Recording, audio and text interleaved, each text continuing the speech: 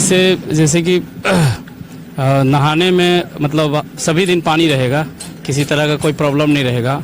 और ऊपर भी चेंज रूम होंगे। धर्मशाला G+2 है, अप्रोक्स 32,000 स्क्वायर फीट एरिया है। मंत्री जी ऐसे माननीय मंत्री जल संसाधन विभाग संजय झा वैसे बोल के गए हैं कि इसको G+3 किया जाए, लेकिन अभी फ़िलहाल G+2 ही बन रहा है। ये प्रोजेक्ट जल संसाधन विभाग बिहार सरकार का है और लोग काम कर रहे हैं यहाँ पर। ये अप्रोक्स इसमें भी 800-850 लोग काम कर रहे हैं। नमस्कार, बिहार मिथिला न्यूज़ में आपका स्वागत है। मैं मनोज।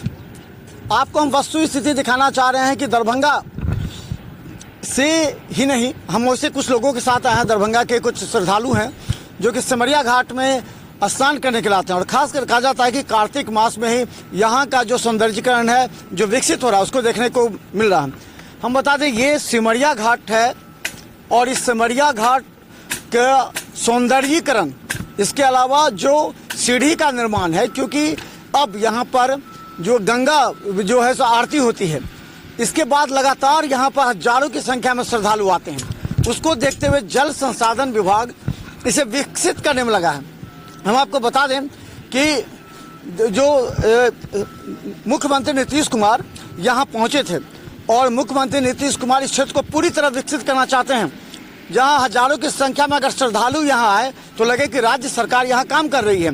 इसके लिए यहाँ जो सीढ़ी निर्माण के अलावा यहाँ सौंदर्यीकरण का काम जोर शोर से युद्ध स्तर पर चल रहा है। कार्तिक मास है और इसी में लेकर के यहाँ क्या क्या चल रहा है? अभी यहाँ 550 मीटर के लेंथ में, 550 और चौड़ाई 62 मीटर के लेंथ में सीढ़ी घाट का काम चल रहा है, जो HFL से लगभग 1 मीटर ऊंचाई पर है। यानी भविष्य में इस पर पानी चढ़ना संभव नहीं है। और नीचे भी LWL से लगभग 0.45 मीटर यानी अप्रॉक्स 1.5 फीट के आसपास LWL से नीचे जाके काम कर रहे हैं, ताकि कभी भी किसी भी मास में सूखा नहीं रहेगा, हमेशा सीढ़ी पर पानी रहेगा। तो इसको क्या फ़ायदा होगा? इससे जो श्रद्धालु आएंगे उनको क्या क्या फायदा? इससे जैसे कि नहाने में मतलब सभी दिन पानी रहेगा, किसी तरह का कोई प्रॉब्लम नहीं रहेगा। और ऊपर भी चेंज रूम होंगे। चेंज रूम बनेगा? जी, चेंज रूम रहेगा। कितने चेंज रूम बनेंगे? ये लगभग 10-12 के आसपास रहेंगे चेंज रूम जी। और सीटिंग एरिया रहेगा और पार्किंग, ये सब सारा व्यवस्था रहेगा। साथ में टॉयलेट्स वगैरह भी हैं। टॉयलेट्स कितने बनने हैं? ये टॉयलेट्स का 2 ब्लॉक होगा G+1। इसका लोकेशन थोड़ा पीछे निर्धारित है, ठीक है। धर्मशाला जो है धर्मशाला G+2 है, अप्रोक्स 32,000 स्क्वायर फीट एरिया है, जो 100 बेडेड होंगे, ठीक है। और इसमें मंत्री जी ऐसे माननीय मंत्री जल संसाधन विभाग संजय झा वैसे बोल के गए हैं कि इसको G+3 किया जाए, लेकिन अभी फ़िलहाल G+2 ही बन रहा है, जो G+2 ही बनेगा, 100 बेडेड का है। प्रोजेक्ट आपका कौन सा प्रोजेक्ट है, किसके द्वारा हो रही है? ये प्रोजेक्ट जल संसाधन विभाग बिहार सरकार का है और लोग काम कर रहे हैं यहाँ पर। ये अप्रॉक्स इसमें भी 800-850 लोग काम कर रहे हैं। शिफ्ट में काम हो रहा है? तीनों शिफ्ट में काम हो रहा है। 8-8 घंटे का शिफ्ट है, तीनों शिफ्ट में काम हो रहा है। यहाँ क्या बन रहा है? ये क्या बन रहा है? ये सीढ़ी घाट का फाउंडेशन है। सीढ़ी घाट का? जी। इसके ऊपर सीढ़ी होगा, उसके बाद वो जो बन रहा है वो क्या है? वो भी सीढ़ी ही है। ये 7 लैंडिंग है, 7 फ्लाइट है और उसके ऊपर जो है वो टॉप है, मतलब वो वहीं पे पार्किंग। हाँ, पार्किंग नहीं, चेंजिंग पार्किंग उसके नीचे है। वहीं पे चेंजिंग रूम और कैनोपी वगैरह लगेगा, सीटिंग एरिया बैठने के लिए, ये सब चीज़ रहेगा। हम बता दें लगभग ये जो सिमरिया घाट का एरिया है वो करीब 5-6 किलोमीटर के रेंज में आ जाता है। इसमें 550 मीटर सीढ़ी निर्माण करना, और ये जो आप देख रहे हैं कि इसको बनाया जा रहा है।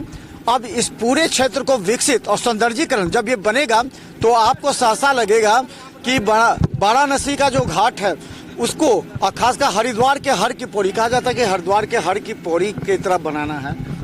क्या हरिद्वार का हर की पौड़ी और इसमें दोनों डिफरेंस है? क्या अंतर? मतलब अंतर अब जैसे कि वहाँ का कैपेसिटी के बारे में हमको उतना आइडिया नहीं है, लेकिन इसका कैपेसिटी 550 मीटर इंटू 62 मीटर है, 62 मीटर। और ये भी ज़्यादा मतलब स्टैंडर्ड होगा।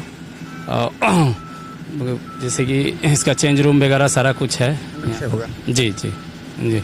आरती कहाँ? आरती भी यहाँ होगा? हाँ, आरती गंगा आरती के लिए भी जगह चिन्हित है, उस पे उस एरिया में भी रहेगा और वहाँ पर स्तंभ टाइप का है वो सब वो रहेगा। प्लांटर है, बहुत सारे पेड्स वगैरह भी लगेंगे। गंगा आरती का भी चिन्हित है वहीं पर गंगा आरती। ये कब तक प्रोजेक्ट पूरा करना है इसको जैसे कि 18 महीने का कहा गया था प्रोजेक्ट है जी, 18 महीने का कहा गया था, लेकिन उससे पहले हम लोग करके दे रहे हैं जी। ये जैसे 18 महीने में होता कि पिछले ये आने वाला अक्टूबर तक, लेकिन इसको हम लोग मई जून तक कंप्लीट कर देंगे जी, कंप्लीट कर देंगे जी। तो हम बता दें 850 से अधिक मजदूर यहाँ पर काम कर रहे हैं और ये बता दें कि हर की पौड़ी की तरह कहा गया है, कंसेप्ट समझ लीजिए। और यहाँ पर जो एक बड़ा सा बनेगा जिसमें देखिए ये जो सीढ़ी घर है इसके ऊपर चेंजिंग रूम होगा। ये वो स्थल है जहाँ जोर शोर से काम चल रहा है युद्ध स्तर पर। संजय झा जल संसाधन मंत्री लगातार इसकी मॉनिटरिंग कर रहे हैं। दिन में 2 बार 3 बार यहाँ के जो इंजीनियर हैं, विभाग के इंजीनियर हैं, संवेदक हैं, उनसे पूछते हैं कि क्या प्रगति है।